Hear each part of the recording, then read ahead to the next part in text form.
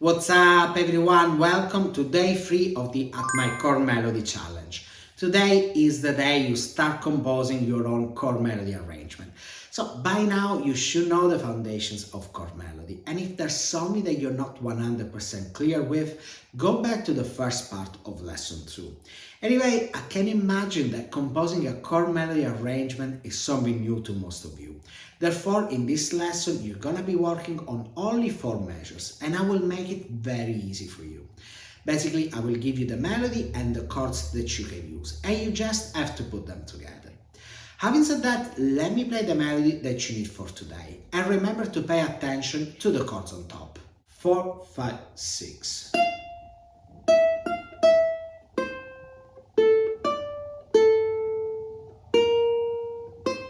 There you go. Now let me tell you how you can compose a chord melody arrangement. So the melody note is 8, which is an F, and the chord is F major. Basically, the easiest thing to do is to find a way to play F which includes fret number 8. There's a chord shape we've been using quite a lot so far, and it's this one. 5, 5, 5, 8. Remember E flat? Same shape. This works perfectly. Then you have 7 and then 8. Here you don't necessarily need chords, but if you want, remember the chord is still F major. Of course, when you add fret 7, it becomes F major 7, which works well. And then you go back to 8, where you can use the same chord shape you used before. However, considering how fast it is, I would not play any chords. Now you have fret number 7, which is an E, and the chord is A minor. Perhaps you don't know how to play an A minor which includes this note. So you can use this shape, 5, 4, 5, 7. And by the way, you don't have to play all 4 strings. Remember, playing only a portion of a chord is a quite common thing to do in chord melody arrangements. In fact, you could do this, so the C string is muted, or this. So this time I didn't play the top G string. Then you have fret 3. So simply adjust the chord shape to include fret 3. And so you will have this. Then you have an open string. Here you can just play the note on its own, or you can again adjust your initial chord shape to have the first string open, like this. Or you can use this shape, the easiest A minor shape. Let me tell you that if you want to find other ways of playing chords, you should check out ukulelehelper.com. You can find the link in the description or in the captions.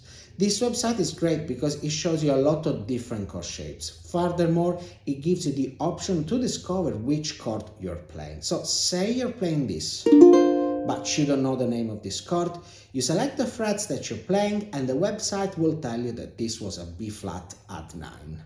Going back to the arrangement, for the next measure you play fret number 5 on the first string and then the open string. The chord is D minor. So let's find a D minor which includes fret number 5. For example, 7, 5, 5, 5. After that you have the open string. In this case, it's easy to find a suitable chord shape because you can use the most common D minor shape, 2, 2, 1, 0.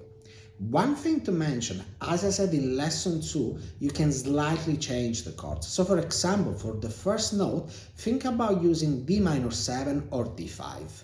Now you've reached the last measure for today. The melody is 1 and 3. So B flat and C. And the chords are actually B flat major and C major. I would say this is super easy. In fact, you could use the most common shapes for these chords. Okay, so before talking about the assignment, let me say something else about the melody. You don't have to play the melody using the same frets I did.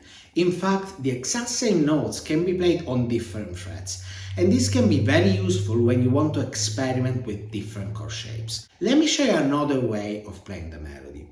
4, 5, 6.